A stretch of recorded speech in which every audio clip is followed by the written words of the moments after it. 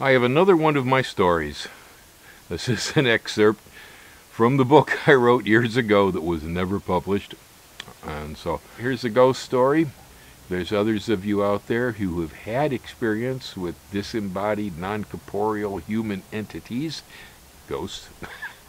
I'd like to hear it in the comments. I really would. I call this Paint Cans in the Basement. Rick came to me one day and he said, "Hey man, I know these guys are moving out of a nice brick ranch house with a big garage and cheap rent." So I inquired about the place. I realized I knew that house. I knew the occupants too. I'd gone to school with them. So we drove over to talk with the departing tenants and have a look at the place. It turned out to be a fine brick ranch home with a detached 2.5-car garage, a large lot, and a dry basement. Everything was perfect, except the rental price was so low that I could not imagine why the previous tenants would move out. When I inquired about the same story from everybody, the response I got was, "Nice house, but it's haunted." They told me I'd love the place if I didn't mind living with a ghost. For me, this was the first time in my life I had come in contact with a ghost, so I really didn't believe the guys who were moving out. I accused them of using too many drugs. They in turn assured me that my attitude would change after a few weeks in that house. Rick and I both decided the price was worth the risk, and besides, ghosts don't really exist, do they? Besides, we were at the point in life where both of us had serious relationships with the opposite sex and really needed to get a place of our own. The price was right, ghost or not. First night after moving in went pretty smooth. Rick, Sharon, Ruth, and I went about unpacking our stuff and making house. The only things I recall out of the ordinary were several light bulbs that seemed to pop and die for no apparent reason, and one plate that blew apart in Sharon's hand halfway between the box and the cupboard. Puff. Nothing happened that couldn't be explained away by normal causes. We'd been in the place for several weeks before I had my first encounter. It was during the total darkness of a new moon that the spirit gave me my first attitude adjustment. Everyone else had gone to sleep, and I was sitting in the dark, meditating on the sofa. I'd been in a lotus position for part of an hour before I started to feel that I was not alone in the room. Now bear in mind, I have always been a pretty stable person with a limited tolerance for things that appear to be bullshit. Growing up on the south side of Chicago in a house full of atheists isn't the kind of background that leads to wearing tinfoil hats to keep away from alien brain scans. Neither did I grow up believing in invisible beings, but the feeling that someone was watching me from the doorway refused to go away. I turned my head to the right, expecting to find one of my roommates standing there. I'd been in the dark for over an hour and was able to make out images in the house. There was nothing visible in the door, only the eerie feeling of presence. Almost immediately, something began to walk across the room in front of me. I could not see it, but it displaced air as it moved, and it created a draft that washed over my skin. My eyes continued to follow what I could not see until it crossed the room to a chair at my left. At that point, the chair began to creak under the weight of someone sitting down, and the cushions released the sound of air escaping.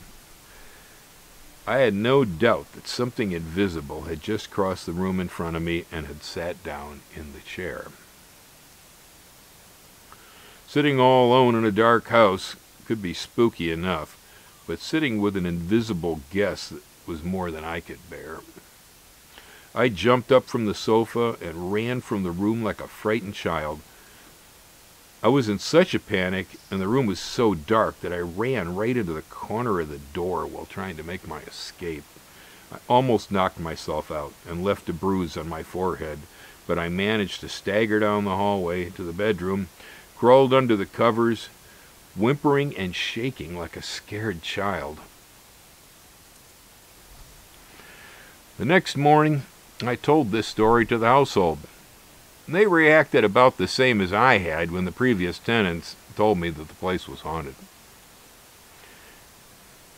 If you've never met a ghost, you won't believe someone who says that they have. It is simple. You're either experienced or you're not experienced. There is no honest middle ground on this. Several weeks later, I was awoken by Ruth. She was terrified by the sound of bells ringing in the family room during the middle of the night. The bells were still ringing as I awoke, so I had little doubt that there was something moving about in the house. We used to hang a string of Moroccan camel bells on the back doorknob. If anybody was coming to visit, the bells would ring and announce their presence. We didn't have a regular doorbell, and most visitors weren't in the habit of knocking anyway. The bells were adjacent to the door near the basement. This location would become significant in time. I got up from the bed and reached into the closet for a length of 2x4 that I had left from building shelves. I was pretty sure we had an intruder, so I was careful to move quietly to the hall directly next to the back door. I clutched my weapon in my right hand as I flipped on the light switch with the left and jumped naked into the room, preparing to knock a burglar silly. I felt silly and scared as I stood in the room, prepared to do battle with thin air. There was nothing in the room. The only sign of activity was the cord the bells were hung on. It was still swinging gently as I watched. I checked all the windows and the door. Everything was closed and locked. There was no physical reason why these bells should have rung, but they did. Both of us heard them. Ruth was beginning to join me in the belief that the house was haunted. As for me, I was now quite sure that something creepy was going on here. Fast forward a few more weeks to where Ruth and I were feeling sorry for a local toad that we had imprisoned in a terrarium. The toad had come from our yard and was now staring out the open window, listening to its cousins trilling outside in the dark. It was clear he was suffering from loneliness, so we decided to release him. The sun had set, and we were in the midst of a region-wide power failure. It was so dark, we were having a hard time seeing to free our captive. We got the only decent flashlight in the house and used it to watch the toad hop away in our front yard. We were just about to return to the house when Sharon came running out yelling for us to bring the flashlight because there was something in the basement. I went to the basement door, pulled it open, and pointed the beam down the stairs. As the light hit the floor, what I saw was paint cans still rocking from rolling around. They had stopped just long enough for me to be sure that they had definitely been the source of the sound. I got up enough nerve to walk down the steps for a better look. What I saw was cans from some house painting episode that had been neatly stacked on the right wall of the basement were now all over the floor and were still rocking back and forth. After I put the light on the cans, they stopped for the rest of the evening. Everything seemed normal until after we went to bed for the night. During the night, the cans began rolling around the floor again and continued doing so most of the night. By now I was sure that the house was haunted, and my response was to put the pillow over my head and go to sleep so I couldn't hear the cans. In the morning, I went downstairs to find that all the cans were off the floor and had been neatly stacked again on the opposite wall of the basement. The ghost had rolled the cans all night and then stacked them up across the room. Now, isn't that special? Rick and Sharon have now become believers in the ghost. A friend of mine by the name of Philip heard about our spook. Philip was totally into spirits and mystic mumbo-jumbo. My teachers had warned me about Catholics, and Flip had been subjected to a double dose. He'd had to endure both grammar school and high school at the hands of the nuns.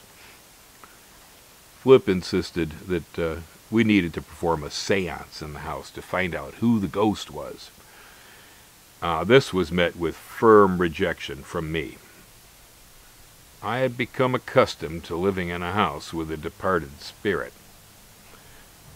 I was okay with this because the ghost seemed more playful than dangerous. For the price of our rent, I was willing to share the place with a friendly ghost, but I did not want to know it. It was bad enough that the spook was living in a house without contributing to rent or utilities. Philip kept at me, and I remained a stone wall. No seance. Eventually, Philip checked the local records and found out that there had been an unusual death in that house 20 years prior. An 18-year-old Native American girl had been on a ladder in the basement while changing a light bulb. Somehow, she had managed to get her finger in the socket, blew off the ladder backwards from the shock, and died instantly on the basement floor from a broken neck. Philip had been hoping that this information would convince me to let him do a seance in the house and call back the spirits of the dead over candles. Nothing could be further from the truth. I sent him packing with his Ouija board. His research did explain why most of the haunt was either in the basement or right next to the basement door. I guess spirits don't like to travel too far from the spot where they die. The ghost never gave me the feeling that it meant to harm. Mostly it would just ring bells and hang out. My guess is this person just never realized that they were dead. I think she was too young, and the death was so fast that she was still trying to figure out what had happened. She seemed to like crowds and parties. It happened at the best party of the year. The house was packed with happy people. We were having a great time. I was standing in the middle of the room playing a flute, flanked by Rick and Rich Lever playing guitars. We were surrounded by people having a mellow evening, listening to our music and socializing. I had my eyes on a lovely red-haired lady with green eyes and skin the color of milk. She seemed to be enjoying my flute playing, and as I blew, our eyes kept brushing. I was a bit surprised to look her way and find an expression of confusion and fear on her face. I dropped the flute from my lips, and I asked her what the problem might be. She pointed over my shoulder to the string of camel bells hanging on the doorknob. She was trying to ask me what was going on, but she was in shock, and it was hard to make out her words. It didn't take long for me to figure out that the ghost had come out of the basement and had joined our jam session. The bells had started ringing on the cord, rocking by an unseen hand. The thing peculiar was that the bottom bell would begin to vibrate until it would ring without moving the cord or the other 3 bells. Each one of the bells rang in the same fashion. First up the string, one at a time, and then one at a time back down the string. All the windows and doors were closed. There was no way the bells could have rung in this fashion unless someone's hand had been doing the ringing. By this time, I had accepted our invisible guest and had ceased making much of its haunt. I turned back to the red-haired lady and I said, "Oh, don't worry, it's just the ghost." Now, why I thought this would calm her is a mystery to me, but at the time it seemed like the right thing to say. Hey, whatever's right, man. It probably would have been easier on the poor woman, if I'd told her it was caused by self-replicating machine elves left over from a DMT trip. She jumped up and ran from the house in terror, even though the look on her face indicated that she probably had to use the bathroom. I guess I hit my head on the wall the first time, too. The first one is always a doozy. Aloha. Any comments about spooks? Just leave them.